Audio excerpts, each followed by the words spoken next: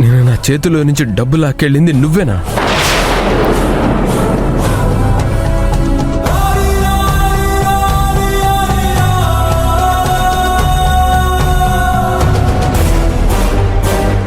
అంటే అభి నిన్ను అనుమానించడంలో అర్థం ఉందన్నమాట. నాకు కూడా నీ మీద వచ్చిన అనుమానం నిజమైందన్నమాట. అసలు ఇలాంటి పని ఎందుకు చేసావన్నయ్య?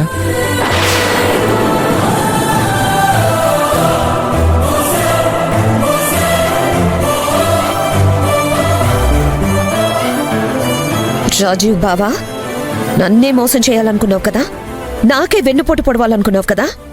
చూసావా ఇప్పుడు నువ్వు తీసుకున్న గోతిలో నువ్వే పడ్డావు.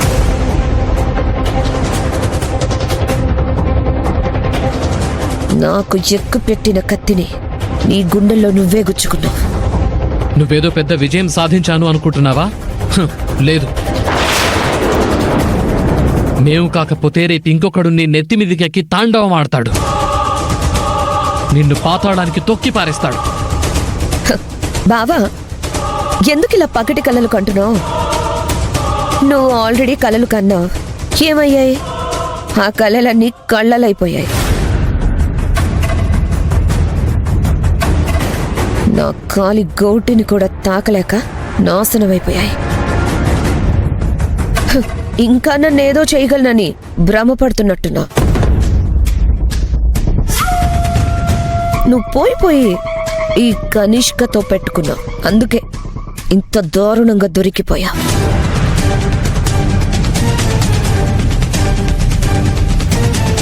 ఎస్ఐ గారు, ఇంకా చూస్తున్నారేంటి? వీళ్ళని అరెస్ట్ చేసి తీసుకెళ్ళండి.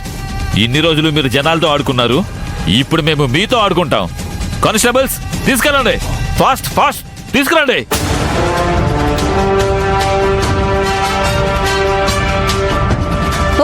తప్పకుండా తప్పకోండి. ఆగండి. చెప్పండి సార్, చెప్పండి. ఆగండమ్మా. చెప్పండి సార్, మీరు ఎంతకాలం నుంచి దందా చేస్తున్నారు? మీరు ఇప్పటి వరకు ఎంత డబ్బు దోచుకున్నారు?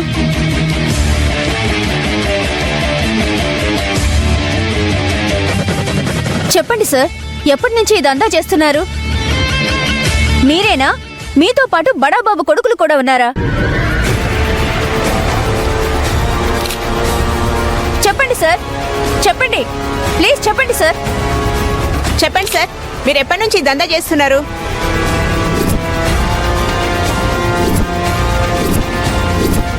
అడిగిన చేస్తున్నారు. ఏమ్మా, ఇక మీరు ఆగండమ్మా. చెప్పండి, చెప్పండి సార్, చెప్పండి. అడిగిన సార్ ఆన్సర్ చెప్పండి. కానిస్టేబుల్స్ తీసుకెళ్ళండి. చెప్పండి sir, sir, sir please. Rahul, చూసావా మీ అన్నయ్య నిజ స్వరూపం? మీ వాళ్ళందరూ చాలా గొప్పవాళ్లను అనుకుంటున్నట్టున్నావు, కానీ బయటపడే వరకే అందరూ గొప్పవాళ్ళు.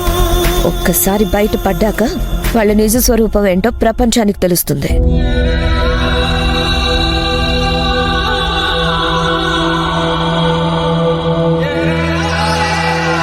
ఇప్పుడేం చేయాలి? నా కుటుంబ పరిస్థితి ఏంటి? పరువు ప్రతిష్టలు ఏమవ్వాలి? అమ్మ ఆరోగ్యం ఏమైపోతుంది? అసలు రాజీవ్ భవిష్యత్తు ఎటువైపు వెళ్తుంది? ఇప్పుడు ఇంట్లో వాళ్ళకి ఈ విషయం తెలిస్తే వాళ్ళని నేను ఎలా ఓదార్చాలి?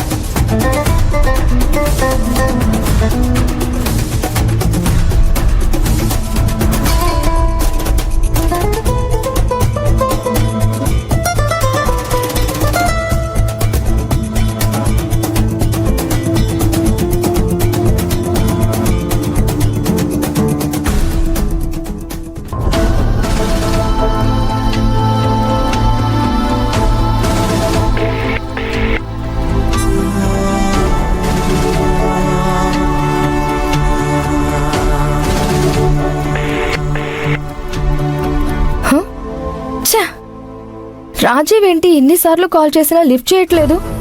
ఈయన గారు అంత బిజీగా ఏం చేస్తున్నట్టో ఆ కొత్త జాబ్ ఏమో గాని ఫోన్ కాల్ లిఫ్ట్ చేయడానికి కూడా ఈయనకి తీరిక దొరకడం లేదేంటో. హ్మ్.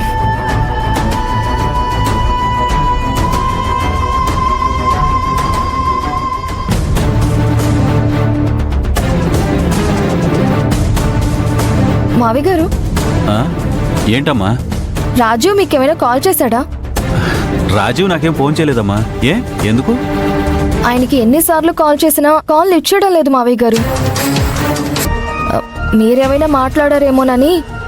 అయినా ఇప్పుడు అన్నిసార్లు నువ్వు రాజీవ్ ఫోన్ చేయాల్సిన అవసరం ఏముందమ్మా? అంత అర్జెంట్ పని ఏముంది?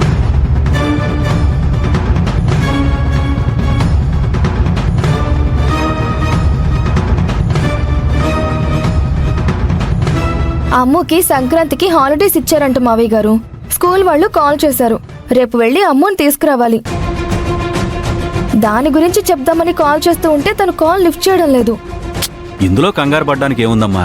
వాడు వచ్చిన తర్వాత చెబితే సరిపోతుంది కదా. ఇప్పుడు ఫోన్ చేసి మరీ చెప్పాల్సిన అర్జెంట్ ఏముంది?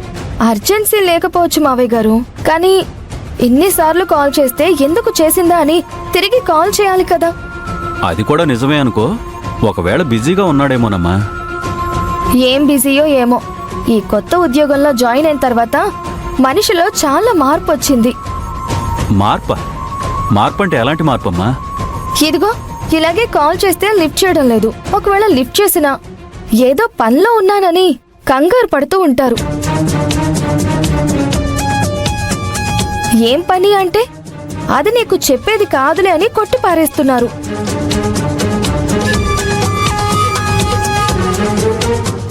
తను పనిచేసే చోట ఒత్తిడి ఎక్కువగా ఉండొచ్చు కదమ్మా. అది మనం అర్థం చేసుకోకుండా కాల్స్ మీద కాల్స్ చేస్తే వాడికి ఇంకా ఒత్తిడి పెరుగుతుంది కదమ్మా. అలాని కాదు మావయ్య గారు, ఆయన జాబ్లో జాయిన్ అయినప్పటి నుంచి ఇంటి దగ్గర కూడా ఫ్రీగా ఉండడం లేదు. దేని గురించో చాలా తీవ్రంగా ఆలోచిస్తున్నారు. అడిగితే చెప్పడం లేదు. తాళి కట్టిన భార్యని నాకు కూడా చెప్పుకోకపోతే ఎలా మావయ్య గారు? దాందే ఉందిలేమ్మా.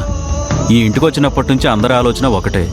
మళ్ళీ మన ఇల్లు మనకి ఎప్పుడు తిరిగి వస్తుంది, మన ఆస్తులు మళ్ళీ మనం ఎప్పుడు సంపాదించుకుంటామా అని అందరూ ఆలోచిస్తున్నారు.